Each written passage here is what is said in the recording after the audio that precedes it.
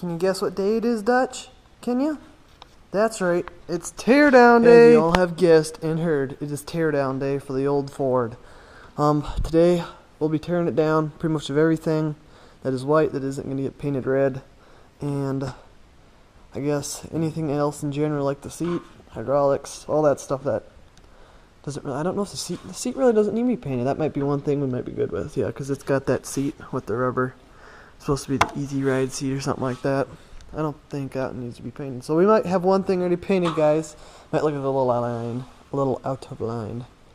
I'd probably just leave that back and just black would save me a little bit. But anyways, we are gonna tear this steering wheel and dash off here. For my record, I have to look at these wires just a little bit, get them all in here.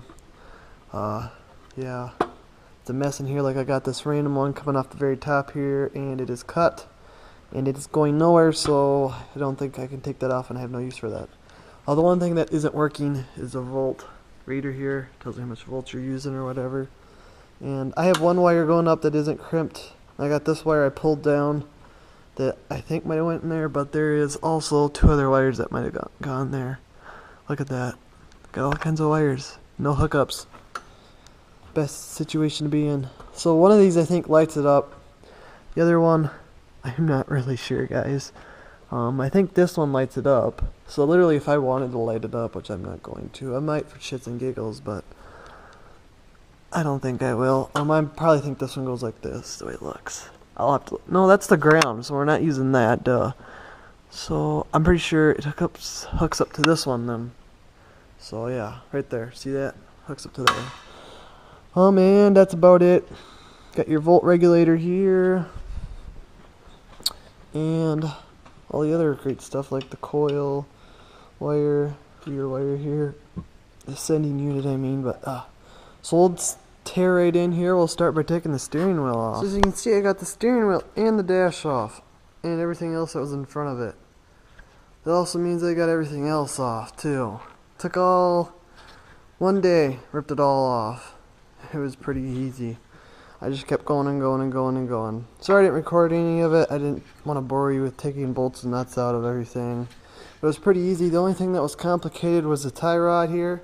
And all you use is this tool right here, and you put it on the back side and hammer it down and pop it off. Which I was praying on that thing all day. And then I got these tools from my uncle, and man, did that make life a lot easier. But anyways, now we're on to the tires. I gotta take those off so I can repair them from the liquid that was in them, like this. It's pitted really bad.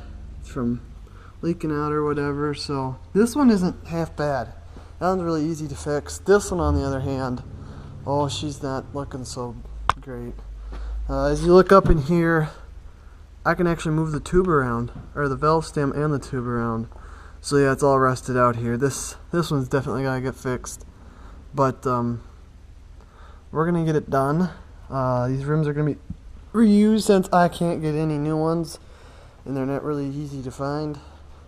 Just to find a parts tractor. So we're gonna start it off here, and we're gonna jack it up. And I know this looks kind of dangerous, but we're gonna go with it because it's kind of difficult to get this roll crop tractor jacked up. But we'll get this started here. The wheels are off finally. Now it's starting to look like not even like a tractor anymore.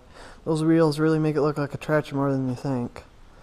But anyways, we got those wheels off. They were a little bit stubborn. Bolts on the other side, since that tire leaked over there. They fought me every part of the way on that, and I was like, thought I broke one of them because it was just, I don't know. I just got loose and it like cracked, and like, oh, that doesn't sound good. But sure enough, it wasn't broke, thankfully. So we got that done, and then over here, as you can see, it's cleaned out.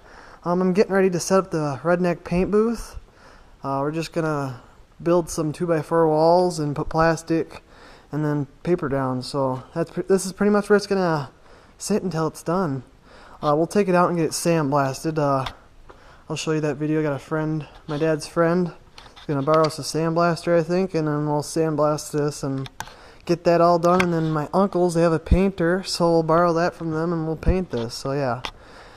I'm not going to buy any of that stuff right away since this is my first time restoring a tractor, but yeah, well, there'll be more to come on the Redneck paint booth. We still gotta get that pedestal done.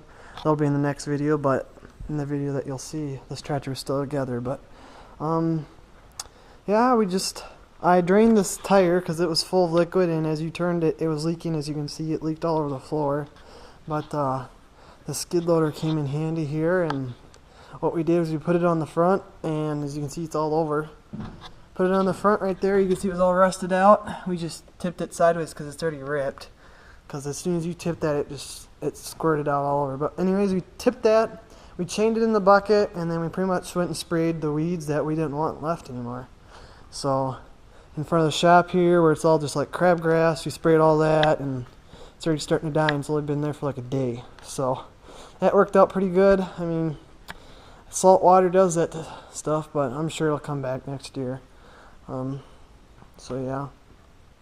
But anyway, so the upcoming video is going to be on the pedestal. That'll be next. And the Redneck paint booth, which I think will surprise a little bit of some of you what I'm doing here. I'm not going to paint it outside because it is windy, and we're in Minnesota, so it's always windy. So there's stuff always blowing around. So we're going to put it inside here, and we're just going to make it as most, let's see, enclosed as we can so we don't get any paint out. But that'll be in a video, so I better stop talking there. But yep, the tires that we're going to see if we can't fix them. That one that's really rusted out. And on the back side, it's, well, you know how these are adjustable wheels, so you can you block them up or you adjust them. But it goes underneath the adjuster here, this little holder pretty much, and it goes underneath a little bit behind it and right in here. So I mean, I could stick my finger all the way back up in there. Like, it's rusted out bad. So I mean, you're going to have to take the tire off to fix that one, but the other one's not rusted through, so we don't have to worry so much about that. So yeah, that'll be upcoming videos fixing stuff. But anyways, this is the end of the teardown video. I don't plan on taking much off, and something like this, I might take this off still, but that's not too important. So yeah, next video should be pretty interesting, so stay tuned, guys. Thanks for watching.